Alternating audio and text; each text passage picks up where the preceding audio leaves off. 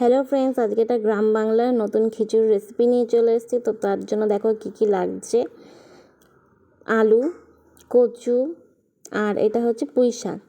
এবার দেখো চাল ডাল নিয়ে নিয়েছি, চাল আর ডাল সমান নেবে, তাহলে খেতে আরও টেস্ট হবে। দেখো ডালটাকে আমরা ভেজে নিচ্ছি। দেখো মশলা করার জন্য হলুদ, নুন, জিরে, লঙ্কা আর ধনে পাতা লাগছে। আর ওখানে সয়াবিন নিয়ে নিয়েছি, কারণ সয়াবিন আমার খুব ভালো লাগে। তো দেখো পাঁচ ফোড়ন দিয়ে নিয়েছি, তারপর শুকনো লঙ্কা, তেজপাতা দিয়ে নিলাম। তারপর সব মশলাগুলো দিয়ে দিলাম, দিয়ে একটুখানি সামান্য জল দেবো, নাহলে পুড়ে যাবে। তো দেখো লঙ্কা বাটা, আদা বাটা দিয়ে দিলাম।